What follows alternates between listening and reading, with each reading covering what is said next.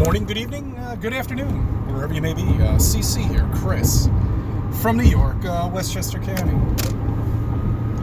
Today's March 11th, 2019, and I just wanted to give a heads up to the fake drill that they did yesterday, or I should just say the drill that they did yesterday.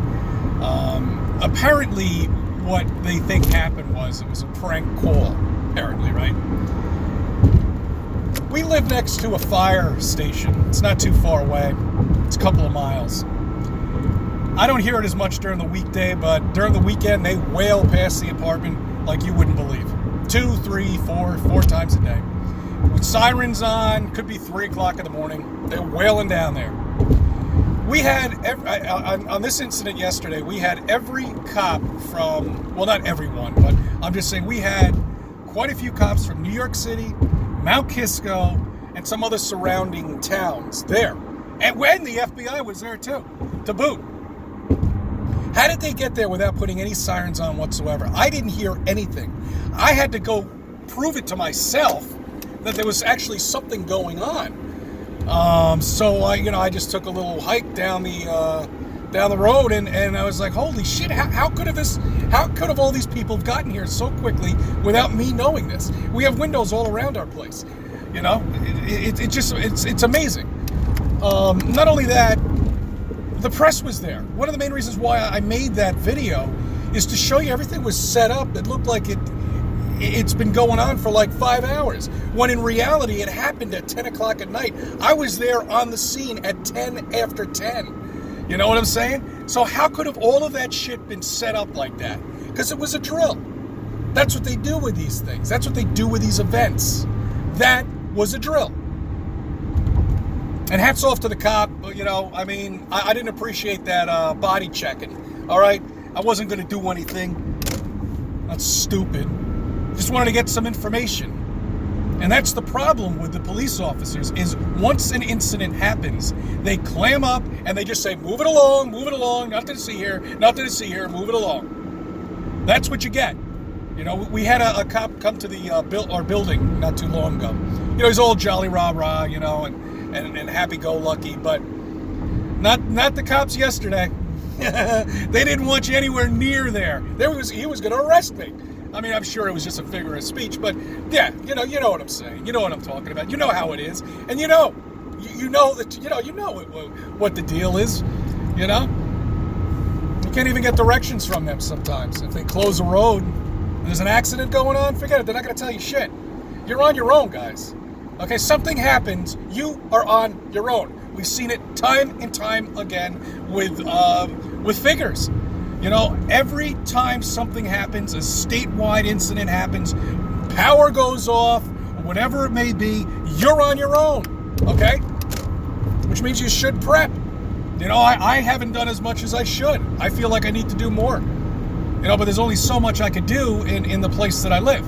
I have a pantry, I have that all stocked up, with food, canned food and stuff like that. I'm not saying I went as far as to get, like a bug out bag or whatever they call them. I haven't done anything like that, but I have food for my family in the pantry that'll last at least a few days, in a case of an emergency. We're getting into warmer weather now, which is good. Winter's almost over, so if the electricity goes out, you won't need the heat as much.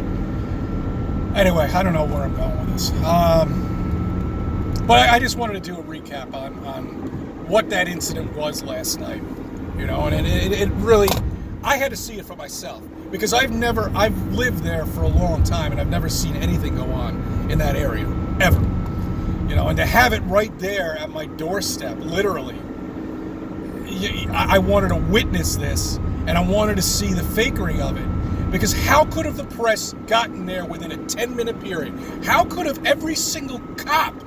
The call apparently was, I think it was around 9:40. So we're talking a 30-minute period. Okay, I'm probably about 30 minutes outside of the city. All right, so how the cops could have gotten there so quickly, and that's it. So you're not telling me this is a drill? All of them are. I'm not saying every single one of them are fake, but 90% of them are. And the reporters, who are they interviewing? You know, I mean, really, crisis actors? They had to have been. And I see them, they're like little cockroaches. They're all over the place. All right. Well, anyway, upcoming videos. I'm going to be getting more into the mud flood. I think I'm almost ready to really discuss it, you know, because it's a very interesting topic, and I think it really is something that should be brought up and looked at thoroughly, because there are buildings, there are structures underneath Manhattan. All right, I mean, hell, the movie Ghostbusters, you know, they show exactly what's down there. You know what I mean? I'm not saying that's mud flood, but I'm just saying the architectural design of some of these structures is just absolutely amazing, and I just don't understand how they could have done that 300 years ago, 350 years ago. In the 1800s, we were walking around with candles. We didn't even have light, you know? Meanwhile, these amazing structures were built 200 years ago. Just some points I'm bringing up. Oh, and then another thing, too. This thing with NASA, all right? Or what is the scientists in Russia or something came up? They say our atmosphere, it goes to the moon. Well, first off, there is no moon, like you know. It's a circle in the sky, basically. You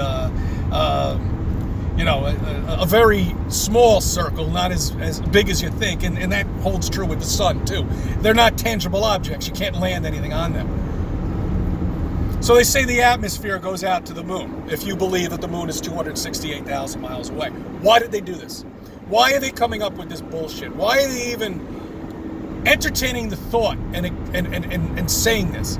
Well, it would make sense, because it would finally explain why the spacesuits don't work in a vacuum.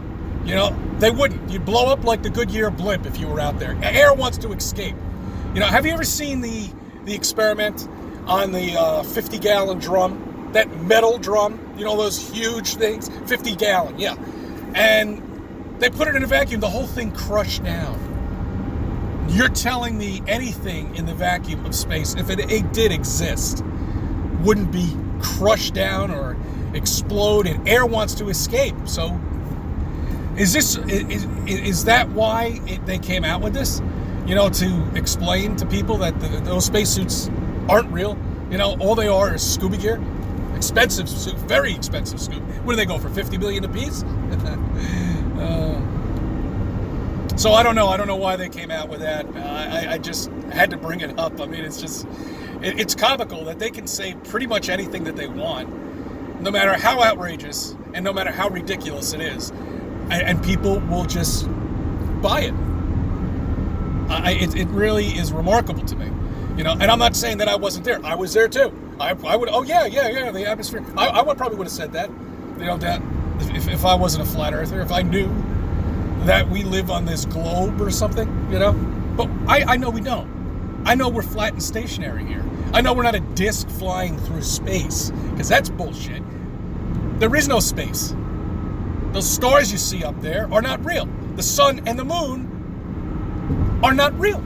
You can't land on them. I don't know exactly what they are, but they're certainly not as big as they say and as far away as they say. Hell of a lot closer, guys.